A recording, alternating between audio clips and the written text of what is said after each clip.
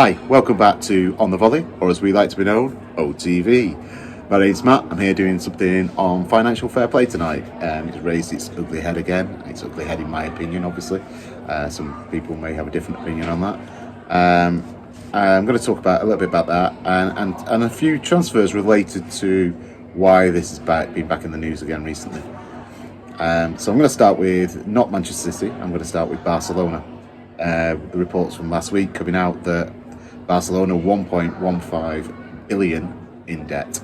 How they got there is what we'll discuss, I guess, and why they've been allowed to get there without any financial fair play penalties is beyond me. I don't know how it happened. The reason they've got there is not actually from what you would think, which is heavy transfer fees going out for players.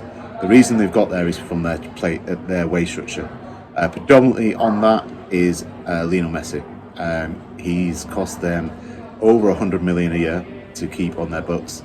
They've had to pay that every year, 100 million every year. There's a lot of a wow factor when Jack Grealish signed for Manchester City for 100 million, but they're not paying that every year.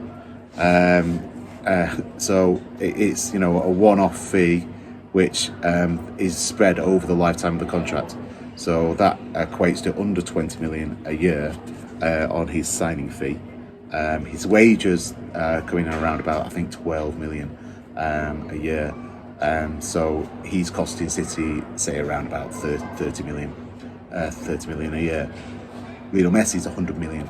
That's 3 times that, and that is City's biggest signing. Obviously, Lionel Messi was Barcelona's biggest player, but they had Griezmann. They did have Neymar for a while. They also had, some Suarez playing there, which they offloaded last season, which looked like a big mistake. But judging by the finances, probably wasn't. They offloaded Coutinho as well to Bayern Munich on loan. It looked like they were desperate to get him out of the club. And this is down to their wage structure. They could see that they were falling into debt. Now, under financial fair play, you're supposed to balance the books over a 2-year cycle, I think it is. You're allowed to spend a little bit more 1 year, but then you have to recoup that the next year and break even, basically. This was brought in to essentially protect, also it was said to protect clubs that were overspending, to stop them doing so. Otherwise, they'd face fines and penalties to plunge them into more debt, which just seems like the ridiculous way to resolve a debt problem. Pile on more debt and stop people earning, to punish them for financial misconduct. But yes, that's the way it was brought in.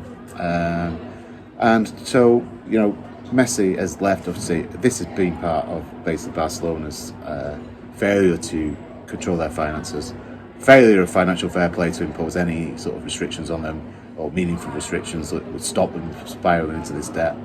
And he's gone to Paris Saint-Germain, who seem to be able to sign anybody they want on a free contract and give them whatever wage they want. They signed Neymar and Mbappe as well in the same year. Hundreds of millions of euros on those 2 players combined, and also on. I think Neymar was actually the world's best player. I think that's why he went to Paris Saint-Germain. It's like the big badge of honour to be the world's the best player in the world, or most expensive player in the world, and he became both. So yeah, he went to Paris Saint-Germain. He's still there. Got Mbappe at Paris Saint-Germain. Got Messi, Ramos, Donnarumma.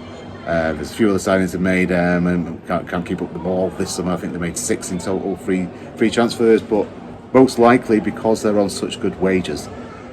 Now, they're having the same sort of wage structure here that has plunged Barcelona into debt, yet have not been penalised by UEFA. There was an initial charge against them, which was dropped at the same time as City's initial charge was dropped for financial misconduct. City's has continued. I don't think it's that particular one, but they've gone on after City, Paris Saint-Germain. It's all fine. Nothing to see here. So yeah, I mean, Barcelona get away, PSG get away with it. Real Madrid are in for a 150 million euro deal for Mbappe, apparently. Now, Real Madrid, President Perez has come out on the formation of the ESL and said, we need this to save football because we're all so much in debt, we can't continue without this new framework, which essentially piles more money into Real Madrid and takes it away from all the smaller clubs in La Liga, and would have done the same with the Premier League clubs that were going to leave, which included Manchester City as well, but Liverpool, Manchester United were definitely there. Arsenal, Tottenham, Chelsea were definitely there, and I think Perez has actually said that City was the one that brought that down from the Premier League point of view. I think Chelsea as well. I think it's City and Chelsea who actually stopped it in a way because they didn't need this framework, because they fund themselves externally. They don't need the framework of competition just to fund themselves. So Perez has come out and said this, and then he goes and put in 150. Also imposes the real strict financial regulations on La Liga, which has caused Messi to have to leave because basically Barcelona was so much in debt they could not meet the criteria for the financial restrictions in La Liga. But he's then going to go and splash 150 million euros on Mbappe, even though they're poverty-stricken, according to himself. He just draws, let's draw a line under it. Financial fair play is exactly what we said it was at City.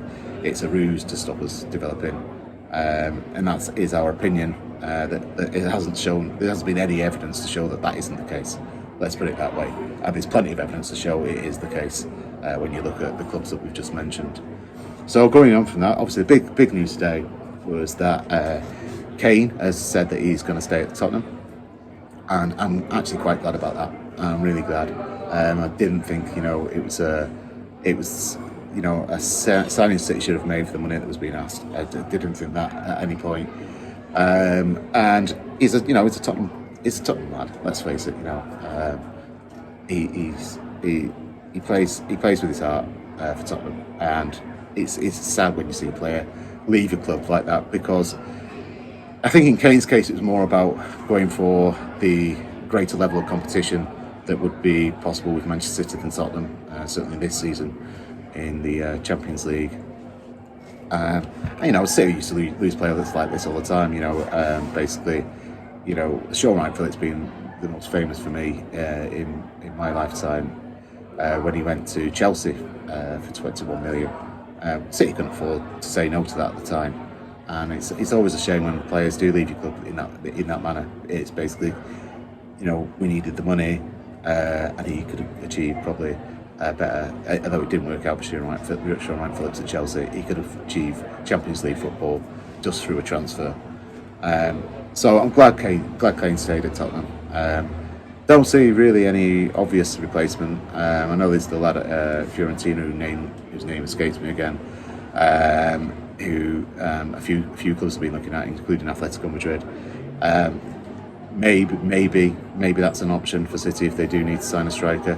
I think it's more likely that they don't, and I think they probably wait until January, but more likely the summer, which maybe there'll be in competition then with for Haaland with Manchester United. That's come out that they're favourites to sign him as well. Again, another club that spent a lot and are a lot in debt. But obviously it's Manchester United. They have got a lot of income and a lot of finances. But they are signing some big players, big transfer fee players. So yeah, the other bizarre transfer rumour to come out was Ronaldo going to City.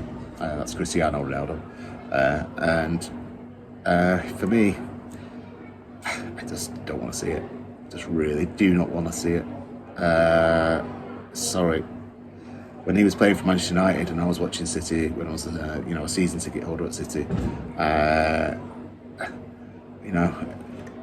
just couldn't see him in a City shirt. Schmeichel and Cole crossed the divide. Tevez crossed the divide. Different players for me. Ronaldo for me just epitomised everything that I hated about Manchester United. So to see him in a City shirt, no, please no. Please make it just a rumour. Let's hope it goes as far as let's hope it doesn't go as far as it came on, and it's nipped in the bud pretty soon. I just don't want to see that. I really don't. I'm not sure I'll be able to watch them within the team. Obviously, I would.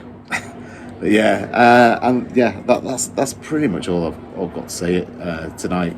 The transfer rumours are only going on about the City ones. Obviously, there are other ones out in the market at the moment.